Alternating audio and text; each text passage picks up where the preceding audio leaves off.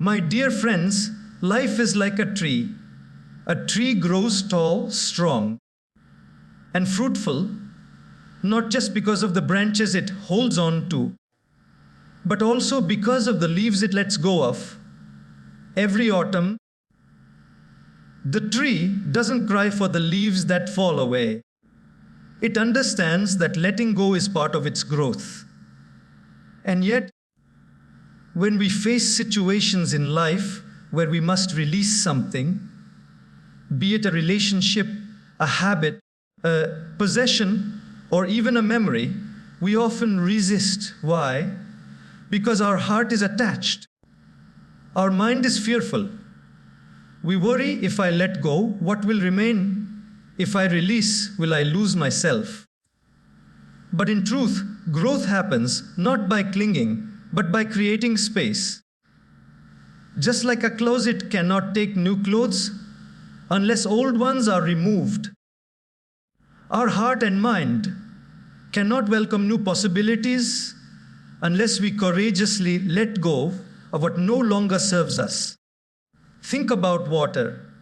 If it stagnates, it rots. If it flows, it stays fresh. So too with our life. When we hold too tightly to the past, we stagnate. When we allow flow, by letting go, we stay alive, fresh, and vibrant. Letting go does not mean rejecting or hating what once was. It means blessing it with gratitude, learning from it, and gently placing it down so that our hands and hearts are free to embrace what is coming. Remember, the kite only rises when it is let loose. The bird only flies when it leaves the nest. And the soul only grows when it releases its anchors of fear, resentment, and attachment. A tree is one of the most profound teachers of life. If you observe carefully, every season it behaves in a way that mirrors our own human journey. In spring, it welcomes new leaves, blossoms, and freshness. In summer, it provides shade and strength. In autumn, it lets go of its leaves, allowing them to gently drift to the ground. And in winter, it stands bare, silent, still, and waiting. But never once does the tree protest. Never once does it say, "Why must my leaves fall? Why can't I keep them forever?" It simply accepts, because it knows that the cycle of letting go is the very secret of its growth. We, on the other hand, struggle. We cling to people who have already walked away, to opportunities that have already passed, to memories that belong to another time, like a child refusing to release an old, broken toy even when offered a new one. We sometimes hold so tightly to yesterday that we deny ourselves the gifts of today. The tree does not make that mistake. It lets go willingly, gracefully, with faith that new leaves will come again when the time is right. Why does the tree let go so easily? Because it trusts the process of life. It knows that in shedding what is no longer serving it, it makes space for new growth. If the old leaves stayed, they would wither, block the sunlight, and drain its strength. By releasing them, the tree allows itself to channel energy into new possibilities. In our lives too, there are leaves we hold on to unnecessarily. These leaves can take many forms. Grudges that eat away at our peace, toxic relationships that stifle our joy, limiting beliefs that shrink our potential, or regrets that cloud our vision. Each of these weighs us down. And just like a tree cannot thrive if it clings to dead leaves, we cannot grow if we are unwilling to let go of what has already served its purpose. Sometimes we say to ourselves, but this memory gave me happiness once, this relationship gave me comfort once, this habit kept me safe once. That may be true. But just because something was meaningful in the past does not mean it is meant to stay forever. Life is a flow, not a still photograph. What nourished us once may not nourish us now. Just as milk sustains a baby, but is no longer sufficient for an adult. Certain phases of our life require different forms of nourishment. Letting go is not disrespect to the past. It is respect to the present and preparation for the future. And what happens when we let go? Space is created.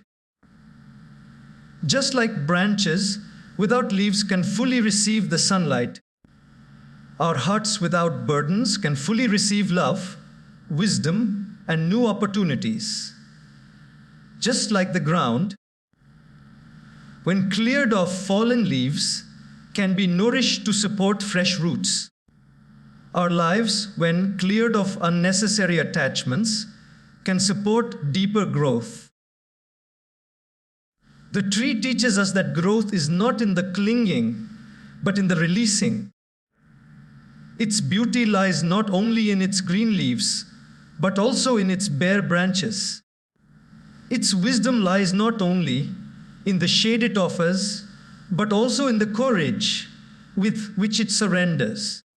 And if a tree rooted in one place, exposed to storms, sun, and seasons, can let go so effortlessly, surely we, with the gift of awareness, can learn to do the same. There is a simple truth about life. The more tightly we hold on to the past, the less capacity we have to embrace the future. Imagine standing at the door of your home with your arms full of old, heavy boxes. Someone comes to offer you a gift, something valuable and new. But your arms are already full. Unless you put those boxes down, you cannot receive what is being handed to you. In the same way, life keeps offering us new opportunities, new relationships, and new beginnings. But if we are clinging to yesterday's burdens, we cannot welcome today's blessings. Clinging to the past often comes from fear that the future may not offer the same comfort, fear that what lies ahead may not be as good as what we once had. This fear traps us in the illusion that by holding on, we are protecting ourselves. But in reality, we are simply blocking the doors to progress. It is like staring at a closed door for so long that we fail to notice the open window beside us. Think about a person who lost a job. If they keep dwelling on the injustice of why they were let go, if they replay the pain of being unappreciated, they will remain stuck in resentment. But if they accept what has happened, learn the lesson, and let go, they create space for something better, a new career, a new skill, perhaps even a calling they never imagined. The past can either be a prison or a teacher. It depends on whether we cling to it or grow from it. We must also remember that clinging is not the same as cherishing. Cherishing the past means holding it with gratitude, acknowledging its role in shaping us, but still moving forward. Clinging, on the other hand, is an unhealthy attachment that drains our energy. For example, someone may cherish a friendship that ended years ago by being grateful for the memories, but if they cling to it, constantly wishing it would come back. They prevent themselves from forming new bonds that could be equally or more fulfilling. Nature shows us this lesson repeatedly. After every sunset, the sky does not weep for the sun that has gone. It prepares itself for the stars. After every tide, the sea does not cling to the water that has retreated. It welcomes the next wave. In the same way, life asks us to stop clinging to the what was, so that we can welcome the what can be. Opportunities often come disguised as endings. A broken relationship may open the door to deeper self-understanding. A failure may clear the path for a greater success. A disappointment may redirect us toward a destiny we would have otherwise ignored. But these gifts are only visible when we stop clutching the past so tightly that our vision is blurred. Think of a bird that refuses to leave the nest because it remembers the comfort of being fed there. The nest was once its whole world. But if it clings to that memory, it will never experience the vastness of the sky. Our lives are no different. We were not born to cling. We were born to grow. The art of growth, therefore, is the art of release. When we unclench our fists, we can hold new treasures. When we empty our hearts of yesterday's sorrows, we make room for tomorrow's joys. When we stop clinging to the past, we step into the vast field of opportunities waiting patiently for us to arrive. Life, my friends, is much like a closet. If it is already crammed full of clothes we no longer wear, there will be no space for the new garments that life is waiting to give us. Imagine buying a beautiful new dress or a fine suit, but trying to push it into an overcrowded closet. It will wrinkle, get damaged, or perhaps not even fit inside. The only way to make space for something new is to take out what is no longer useful. Our hearts and minds work the same way. If they are cluttered with old resentments, unresolved pain, unnecessary comparisons, and outdated beliefs, then no matter how many opportunities or blessings come our way, they cannot truly settle within us. They will either slip past unnoticed or get buried under the weight of what we are still holding on to. Think of relationships. When we are holding on to the memory of someone who hurt us, when bitterness lingers inside, it consumes the space where love could dwell. We may meet kind people. We may find those who are willing to support us, but the closet of our heart is too cluttered to receive them. Until we clear out the anger, the mistrust, and the resentment, we cannot allow space for genuine connection. This principle applies to our ambitions as well. Sometimes we say we want success, yet our mental closet is overflowing with doubts and limiting beliefs. Thoughts like, I am not good enough, I don't deserve it, or I will fail again, are like one out close taking up valuable space. Unless we consciously remove them, no amount of external encouragement can truly transform us. The new clothes of courage, confidence, and determination need room to breathe, and we must make that room. Even in spiritual growth, space is essential. A mind filled with constant noise, endless comparisons, and restless distractions cannot hear the quiet voice of wisdom.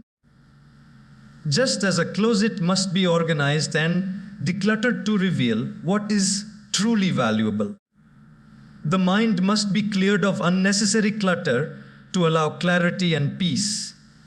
And yet, many of us hesitate to let go.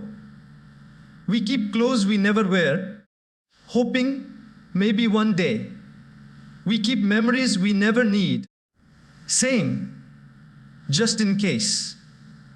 We keep people in our mental space long after they have exited our physical life. But holding on to what no longer serves us doesn't preserve us, it suffocates us. Making space doesn't mean disrespecting the past. It means honoring the present. Just as when we donate our old clothes, we don't insult them. We simply acknowledge they served their time and now someone else might need them.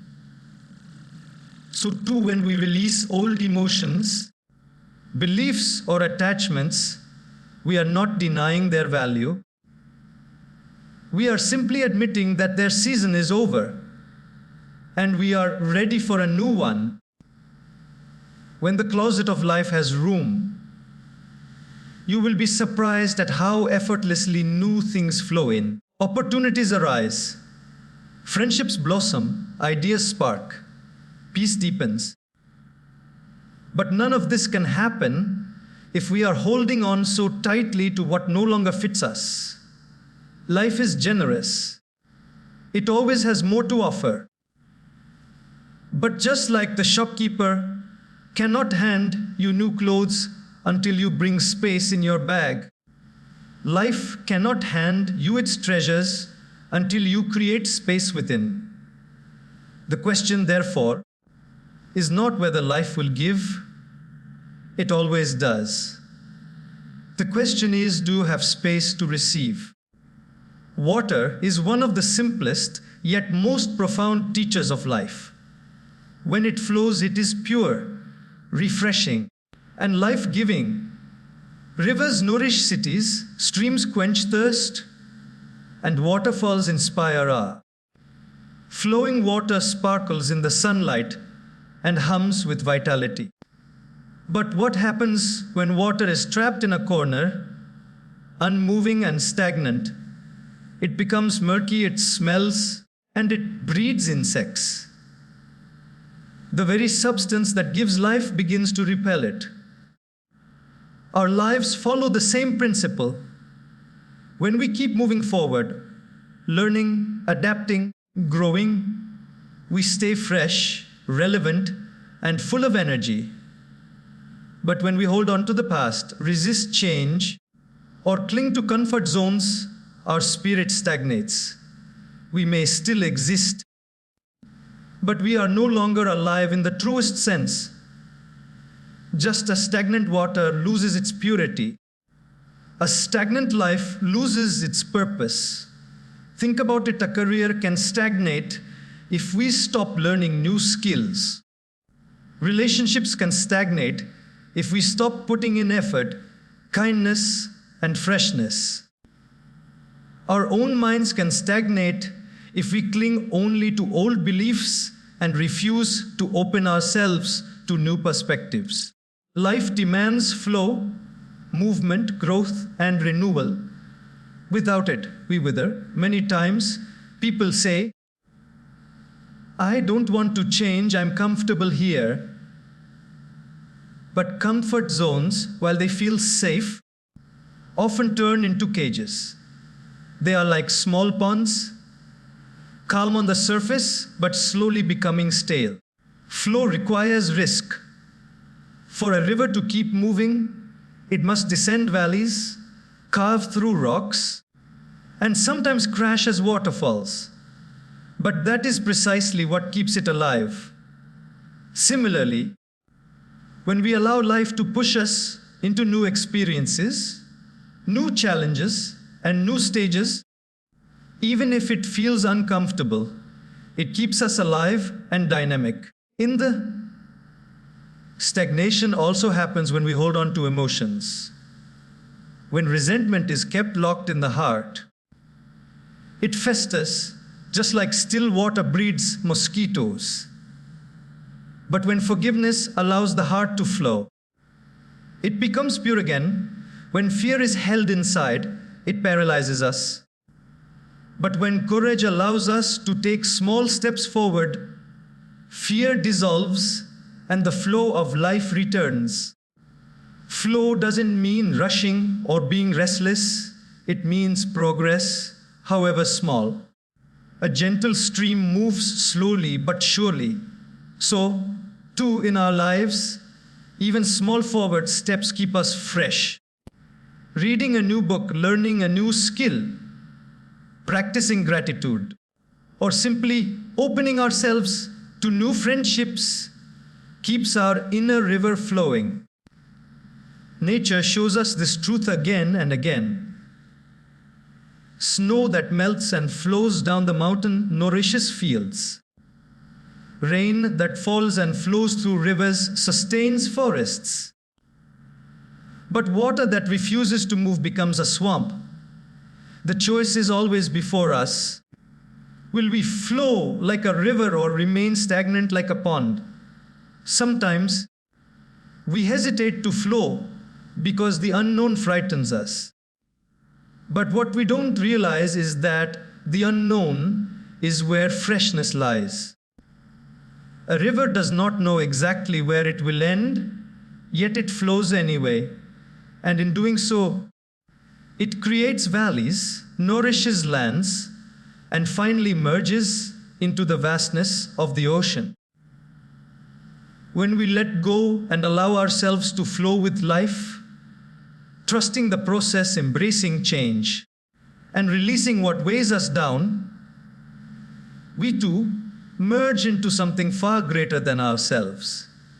Remember, water remains fresh by flowing, not by stagnating. And life remains alive by moving forward, not by clinging backward. When people hear the phrase, letting go, many immediately associate it with rejection, abandonment, or loss. They imagine it as an act of turning away in anger or pushing something aside in bitterness. But in truth, letting go does not have to carry the sting of rejection. It can be, instead, the gentle act of gratitude with release, a recognition that something has served its purpose in our life, and now it must be set free so that both we and it can move forward. Think of a beautiful flower. When it blooms, you admire its fragrance, its colors, its freshness. But eventually, the petals wither and fall. To cling to the flower after it has dried would not bring it back to life. The wise way is to be grateful for its beauty, appreciate the season it brightened, and then let it return to the earth. That is not rejection. That is gratitude with release. In our lives, relationships are perhaps the hardest areas where this lesson applies. A friendship that was once nurturing may no longer serve the growth of either person. A partnership may reach its natural conclusion. In such moments, if we see letting go as rejection, it fills our heart with guilt, anger, or regret. But if we see it as gratitude with release, we can part with respect, cherishing the memories and valuing the lessons. The bond may end in form, but it remains honored in spirit. The same principle holds for opportunities. Sometimes a job, a project, or even a dream we once chased is no longer aligned with our growth. If we cling to it simply because we fear being seen as a quitter, we end up dragging ourselves into stagnation. But if we say, "This path taught me so much, and I am thankful for it," But now it is time to move on. We release it with grace. Gratitude turns endings into stepping stones, not stumbling blocks. Even with our own habits and beliefs, the art of gratitude with release is powerful. Many of our routines, values, or practices were essential in one stage of life, but become limiting in another. For example, being overly cautious may have protected us in childhood, but it may hold us back in adulthood. By acknowledging the role such patterns played, thanking them, and then releasing them, we create room for healthier habits. If we simply reject them harshly, we create inner conflict. But if we release them with appreciation, we create harmony within ourselves. Letting go, then, is not about erasing, discarding, or devaluing. It is about acknowledging with love, learning with humility, and releasing with peace. This is why it feels lighter when we let go with gratitude. It is like carrying a heavy stone for a long time. When you finally set it down, not in anger, but with appreciation for the strength it built in you, you walk forward with both freedom and wisdom. True release is not a denial of what was, it is a recognition that what was has already given us all it could.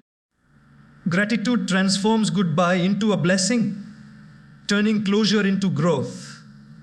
In this way, letting go becomes not an act of rejection, but an act of reverence for the past that shaped us and for the future that awaits us. Growth is not simply about moving forward, it is about lightening the load we carry along the way. Many people wonder why they feel stuck even when they are working hard, setting goals, or chasing success.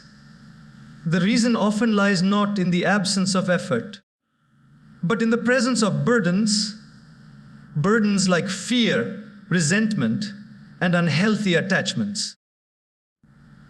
These invisible weights tie us down and prevent us from soaring. Just as a bird cannot take flight if its wings are bound, fear is the first weight we must release. Fear is natural. It alerts us to danger and protects us in genuine moments of risk. But more often than not, fear becomes exaggerated and paralyzing. Fear of failure stops us from even beginning. Fear of judgment makes us hide our true selves. Fear of loss makes us cling to things that are not good for us. In this way, fear acts like chains around our potential. Growth requires courage, not the absence of fear, but the willingness to move forward despite it. When we learn to acknowledge fear and then release its grip, we allow life's possibilities to unfold. Resentment is another heavy stone in the heart. Holding on to anger toward someone who wronged us may feel justified, but in truth, it poisons us more than it punishes them. Resentment keeps the wound fresh, as if we are reopening it every day.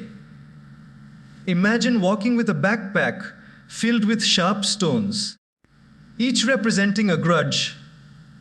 How far could we travel? Growth means removing those stones one by one. Forgiveness is not about condoning what was done, it is about freeing ourselves from carrying the pain. By releasing resentment, we reclaim our energy and make room for peace and joy to enter. Then there are unhealthy attachments, the subtle yet powerful ties that drain our vitality.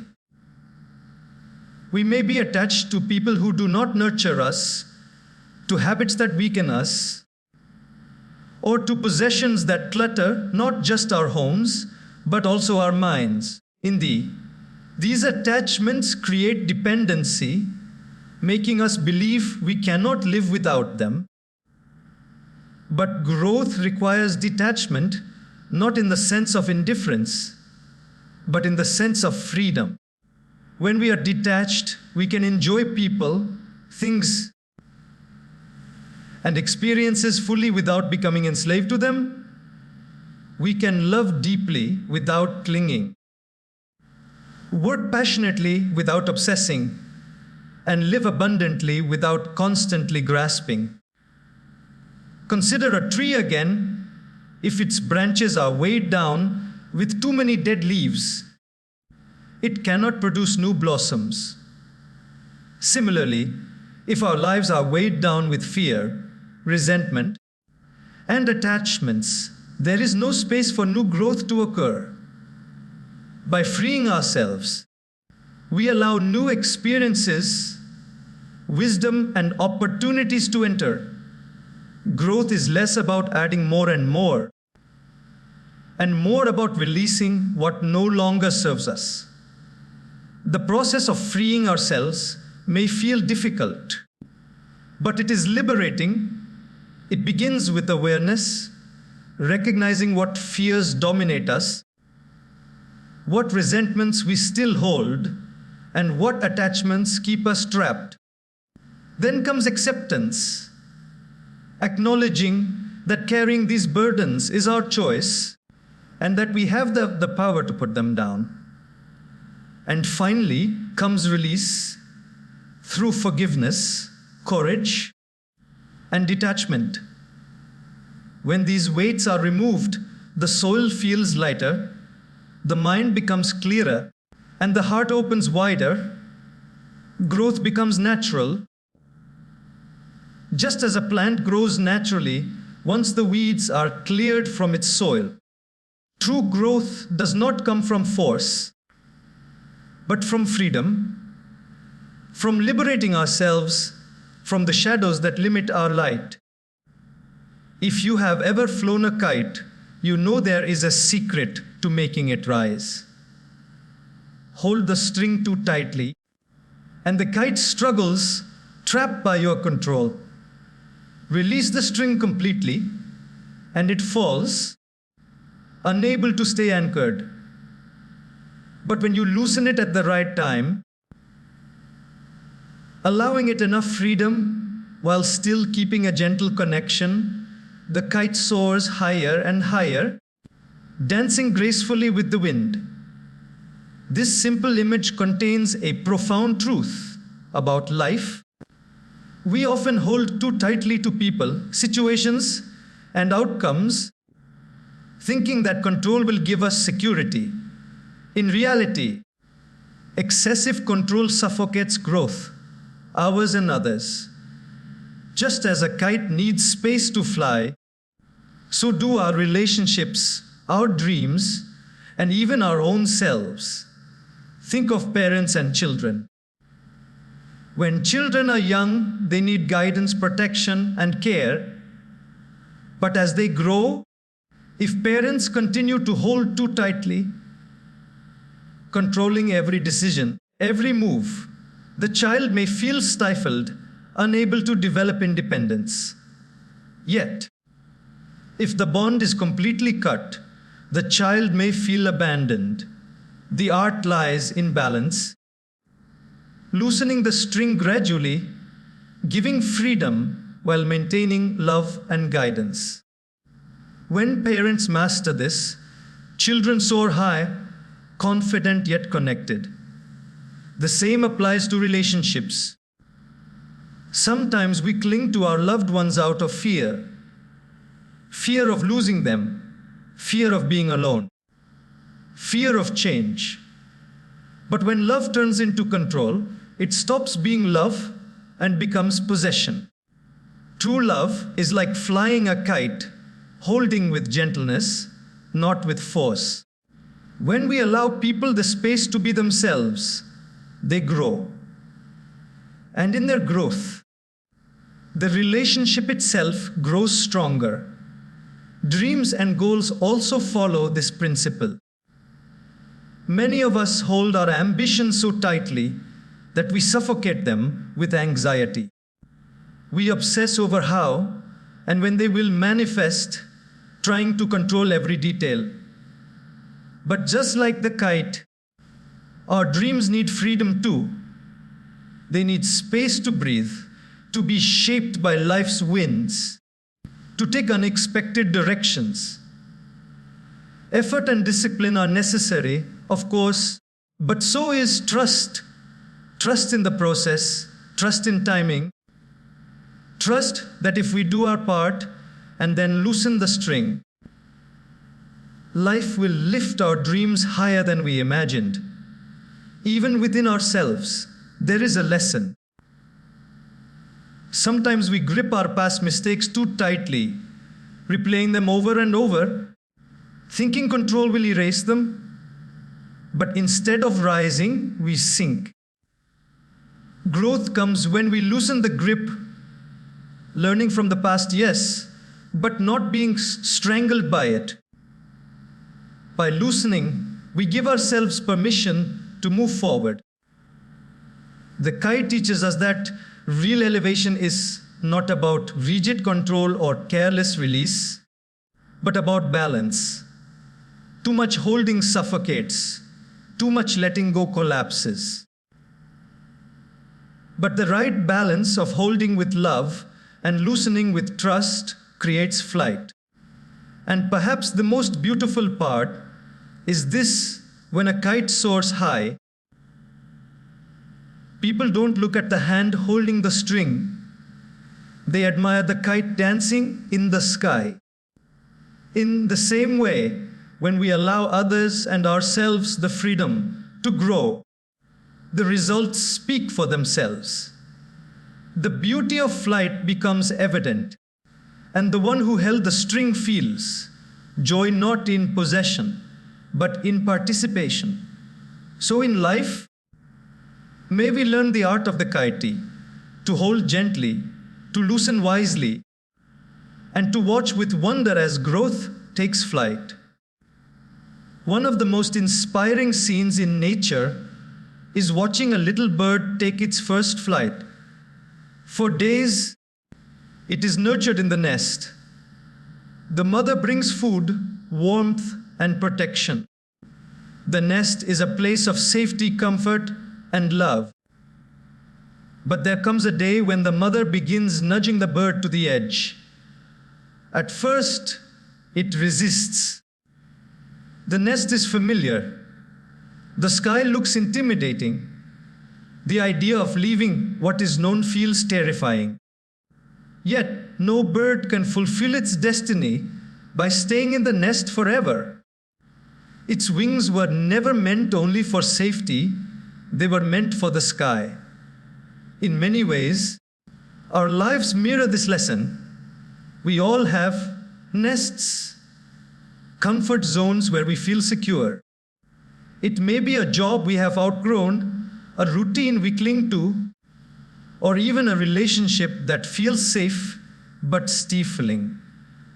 These nests serve a purpose in a phase of our lives, but staying in them too long prevents us from discovering who we are truly meant to be.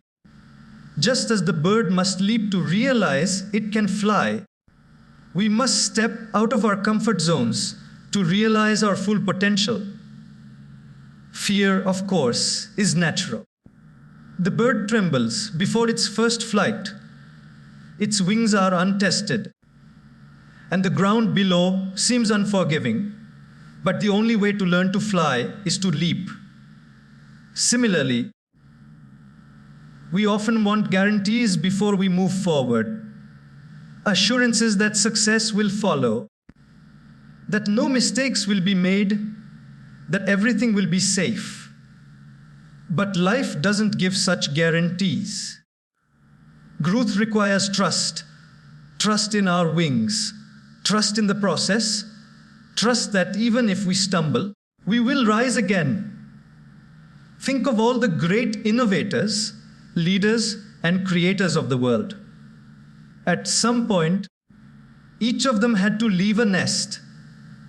They had to abandon familiar ways, risk failure, and embrace the unknown. Had they stayed in their comfort zones, their gifts would have remained hidden. The nest would have been secure, but the sky would have remained unexplored. This principle also applies to personal growth.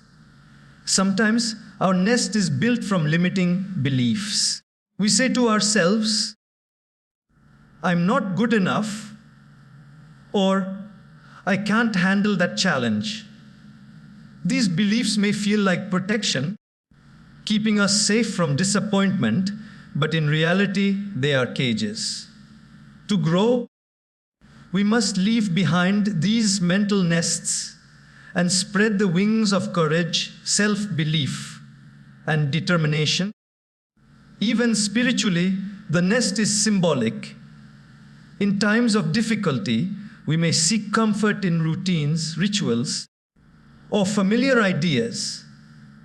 But true awakening often requires stepping beyond the familiar, asking deeper questions, and venturing into uncharted territory within ourselves. Just as the bird finds freedom in the vast sky, the soul finds freedom when it dares to move beyond the boundaries of the familiar.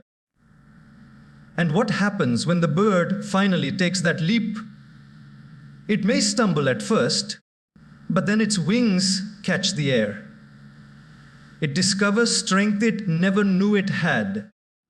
The vastness that once frightened it now becomes its playground. Similarly, when we step out of our nests, we too discover abilities, resilience, and opportunities that were invisible until we dared to try.